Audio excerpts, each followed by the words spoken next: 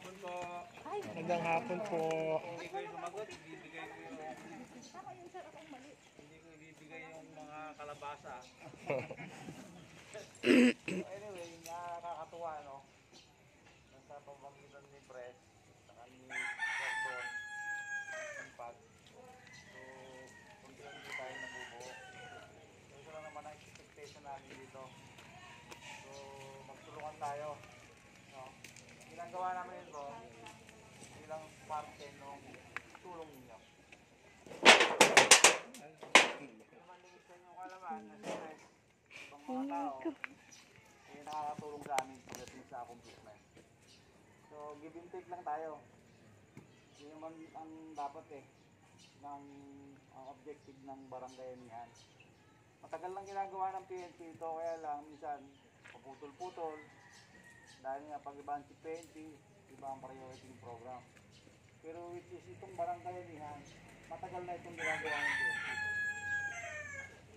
Kami kaya namin tumulong sa abot ng aming makakaya. Dahil nga lamang, pag-ibang si PNP, ay mga priority. Kasi ngayon, binubuhay ulit yung barangay niyan, yung community pantry. So, hindi PNP ang gumaya doon sa community pantry na sinasabi nila. Ang PNP talaga may programa ng barangay niyan. So, ganun pa man, sa mga nanay, thank you very much po na magdalo. Kaya nyo po, pipilitin namin, hindi lang yung una, dito sa barangay niyo, sa Bubog. Nanalo po kami ng loto, ang nasa 8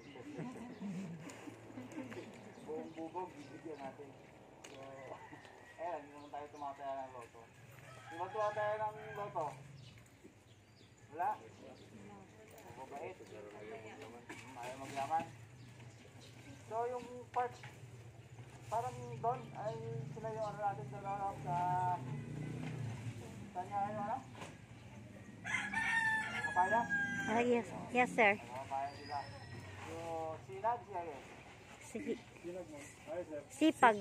Sipag. Sorry, sipag. Sipag. So, thank you sa inyong pagdalo. No? May mga katanungan ba? O, magtanong na kayo. May mga katanungan pagdating sa inyong trabaho? Yes. Narinig ko kanina sa mga checkpoint. Kasi sa hapon naman dyan, pag magalang tayo, Ayun, yung sinabi ko kay Major Nape. Paliwanag mga Nape yung ano. So, Ano yun sir, yung checkpoint na ko, tapos yung musumun sa akin na pangalan ng mga hindi na sinita. Kaya nag-chat, hindi ko mga point, mali kayo ito, sabi ko, pare-pare mo tayo sintahin. Sabi lang kasi yung, ano na sir, sabi lang yung nakikita nila. So, mahirap to magbigay agad ng judgment, no? So, pwede natin patawag yun, kausapin na sana naman, yung pagiging traffic enforcer, huwag namang mamili. Yun. No?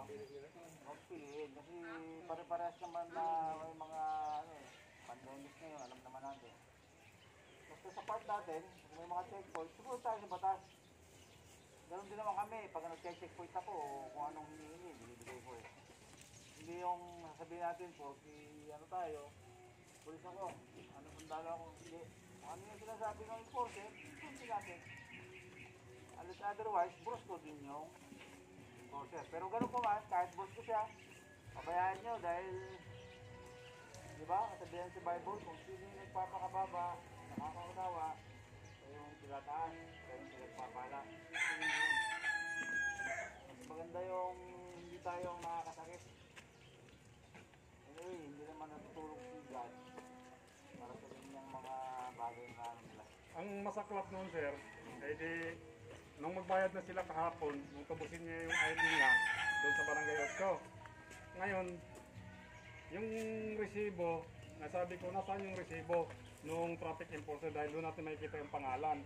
Iba sirang naibigay, resibo ng lisensya na kay Ladaga. January 17 pa nahuli itong 2021. Kaya dito ka ako, malaking problema na nito dahil yung lisensya na ito, hahanapin ng may-ari ito eh. Ano ibang hawak mong lisensya? Hindi sir. Yung binigay nung ano sir, nag-receive nung pera, ang naibigay sir, hindi yung resibo, kundi yung lisensya. Ano yung student? At ano resibo ng lisensya yun? Hindi yung resibo na yun, nakabalot sa lehensya ko. Oo. Nasa pulsa niya yun, binalot niya. Tapos, nung palis na kami, sabi niya, pagpulyan na ako ng ID. Binigay ko yung buto sa ID ko. Oo. Binigay sa akin yung lisensya, nakabalot nga sa papel na yun. Kaya nasa akin yung papel na yun. Kaya nga, ay wala yung resibo nung pinagbayaran, yung resibo nung traffic enforcer. Kaya hindi nila ngayon, hindi namin malaman kayo na kung sinong traffic enforcer. Pero kilala daw nung ating isang sister na traffic enforcer na si Abu Toto. Kaya sabi ko mamaya pagdating tanungin mo na kung ang pangalan para maitawag natin kay Major. Pwede siya yung mga traffic enforcer na yung mga dati sa inyo. Baka naman ano, Kaya tinatanong ko yung name kasi alam kilala ko. Bago ma'am, sila yung mga traffic enforcer na kasama ng highway patrol. Ang office nila sa ano? Sa Meron tayo Barangay dito! Ocho. Meron tayo dito! Member ng sipag! Asan? Yan, mga yan! Kami Ayun po ang nauna, uniform nila, kami. Napi. Oo! Kami po. Ayun kahapon doon daw sa may Akasya, sa may district. Yun yung nakasign kahapon. Lupos talking. Nakasama ka doon sa hapon? Kakasya? Kahapon, nung isang araw, kahapon sa ano kami sa Rizal, di ba?